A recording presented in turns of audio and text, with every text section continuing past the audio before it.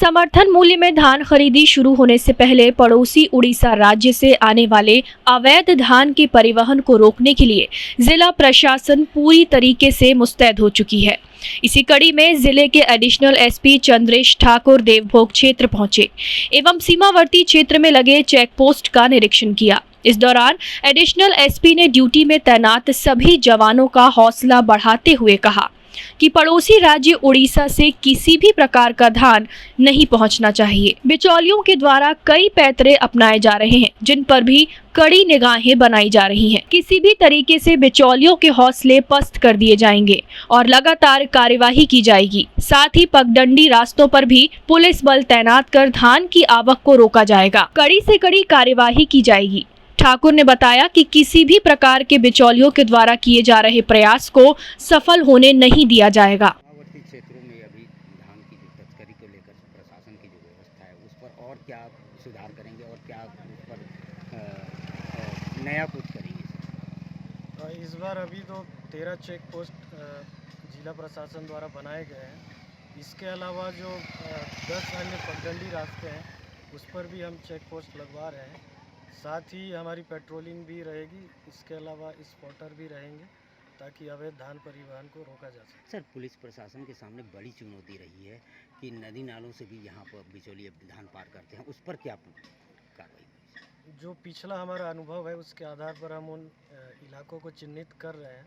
उस पर हमारे जो स्पॉटर रहेंगे उसके माध्यम से हम कार्रवाई करेंगे। सर, देवभोग क्षेत्र तीन सीमावर्ती क्षेत्र से घिरा हुआ है और किन किन क्षेत्रों का दौरा करेंगे आप?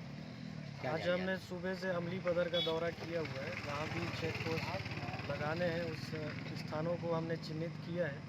इसके अलावा हम निरंतर रूप से और यहाँ पर भ्रमण करके ऐसे स्थान को चिन्हित करेंगे जहाँ पर हमें चेक पोस्ट या बल लगाने की आवश्यकता होगी, तो वहाँ पर भी हम बल डिप्लॉय करेंगे। टाइम 8 छत्तीसगढ़ के लिए गरियाबंद से मनमोहन नेताम की रिपोर्ट। समर्थन मूल्य में धान खरीदी शुरू होने से पहले पड़ोसी उड़ीसा राज्य से आने वाले अवैध धान के परिवहन को रोकने के लिए जिला प्रशासन पूरी तरीके से मुस्तैद हो चुकी है।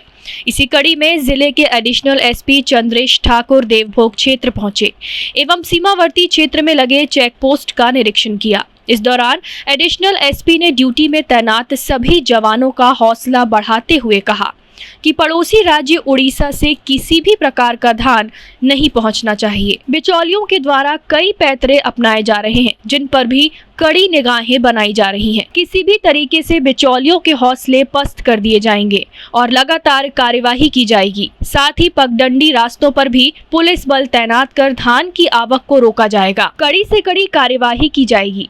ठाकुर ने बताया कि किसी भी प्रकार के बिचौलियों के द्वारा किए जा रहे प्रयास को सफल होने नहीं दिया जाएगा। सीमावर्ती क्षेत्रों में अभी धान की जो तस्करी को लेकर प्रशासन की जो व्यवस्था है उस पर और क्या सुधार करेंगे और क्या उस पर नया कुछ करेंगे?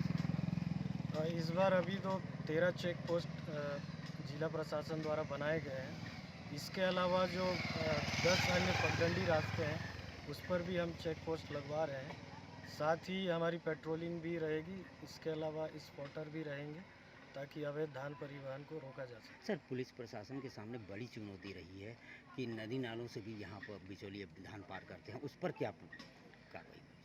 जो पिछला हमारा अनुभव है उसके आधार पर हम उन इलाकों को चिन्हित कर रहे हैं।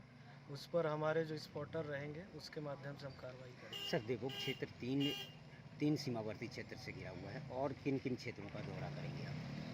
आज हमने सुबह से अमली पदर का दौरा किया हुआ है। वहाँ भी चेक पोस्ट लगाने हैं, उस स्थानों को हमने चिन्हित किया है।